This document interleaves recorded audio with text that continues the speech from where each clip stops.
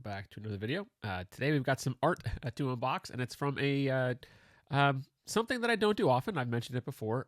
It is a rare auction win. I don't normally go after auction items, just because I just the nature of what I've been collecting this year. It's been some more modern art. Buying directly from artists, their reps. So yeah, there's just not a lot on the auction scene that I'm kind of targeting, going after, and just because they can tend to get out of hand, and anyway. So it's just not really where I'm focusing right now.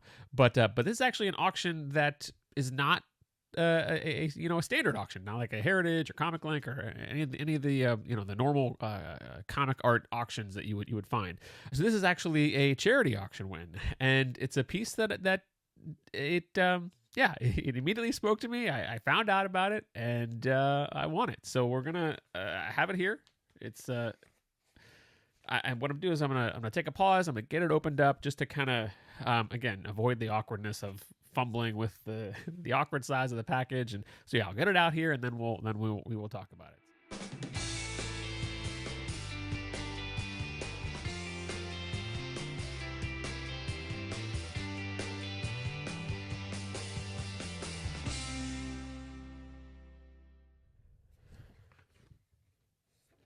Oh man. Oh dude.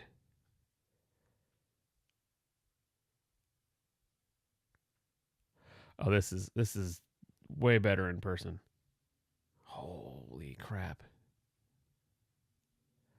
Okay. All right. So this is a piece from Jesse Lonergan. I've talked about how I've really been enjoying his work, and this is one that I saw revealed in a recent solicit, and then saw a social media post that this was going to a charity auction, and the auction is for the Calmer Con in Boston. Arts Foundation, they put it on. It's for a Comic Con. I think it's in September, but it's for people with sensory processing challenges, and I think that's really cool because when you go to a Comic Con, there's a lot going on, and that can be exclusionary. So I think that it's really cool that they're doing a convention that is geared toward not overwhelming the senses, and kind of making it a more welcoming and welcoming environment that people with those kind of challenges can go to. And I think that's fantastic. So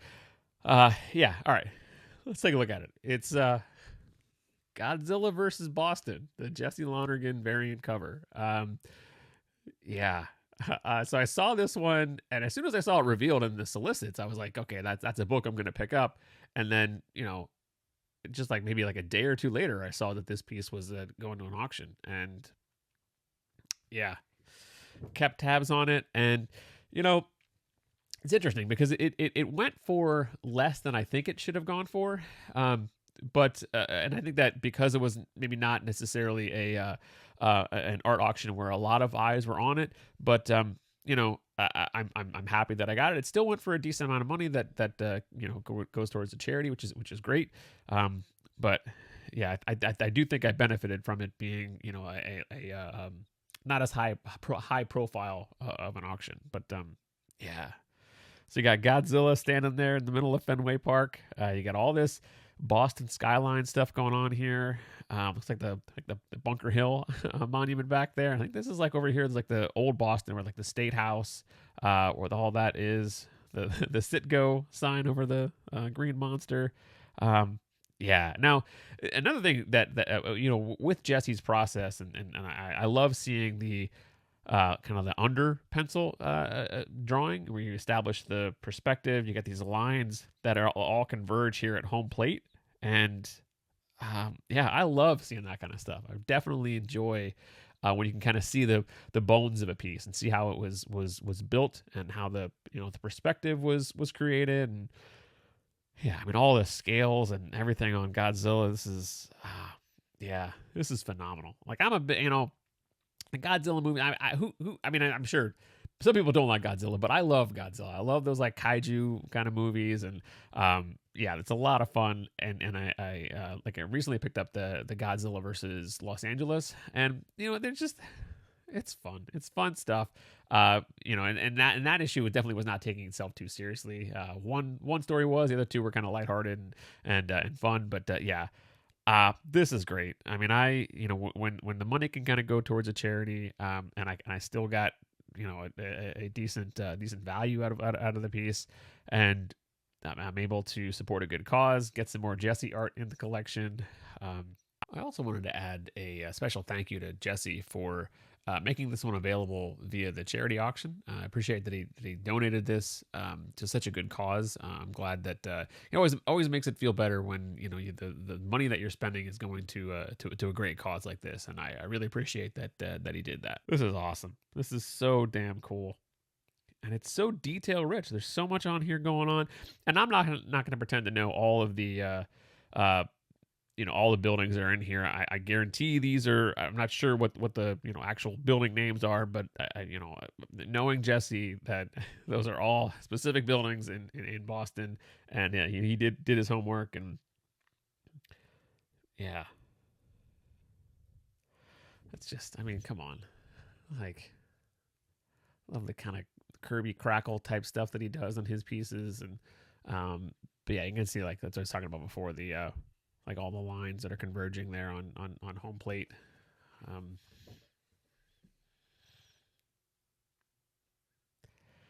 yeah, and this is, when you think of Jesse's work, you think of his panel layouts and his the way that he tells the story, and you don't necessarily think of just like a splashy kind of images, because he's known more for the layouts of a page, and the way the way the story flows, and his creative use of like a 35-ish panel grid layout, and all of that. But still, when it comes to a splashy image, yeah, this is great. I mean, it's a pinup type piece, but there's so much detail of Boston around here. Just the fact that he's standing in there, destroyed Fenway Park, which is also rich in history, which I love.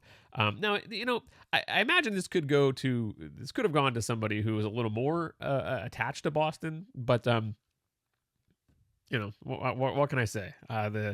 The auction was there. I put my bids in, and I thought it was gonna go for more, and I was ready to kind of bid some more, but it ended where it ended, and I won it. As a side, it's kind of interesting, because I'm sitting here staring at the piece, taking it in, this is a good. Yes, I'll collect variant covers. I'll collect splashy type stuff, but I do find that while amazing and while really fun, like covers, I feel like there's less to talk about when you look at a cover, because it's like a single image. Yes, there's a lot going on here. Yes, there are details, but it's more. There's I find that it's harder to talk about. I find it harder to add more commentary on it, because it's a visual thing. It's just like, there it is, and there's the image. You stand in there. I love the perspective of that. You get staring at Godzilla with the city in the background. I mean, yeah, it's awesome. It's just awesome. I'm really excited to get this one in the collection. And now this issue comes out, I think it's the end of July. I think, because the solicit was just recently. I think it's July 30th. But yeah, so Jesse has a short story that is going to be in this issue, and so does Hayden Sherman. Hayden Sherman has a story and a variant cover. So yeah, now I just need to wait and pick up the cover, because I love having the actual comic and the original. So yeah, looking forward to that. Anyway, thank you very much for watching this one, and I will see you soon.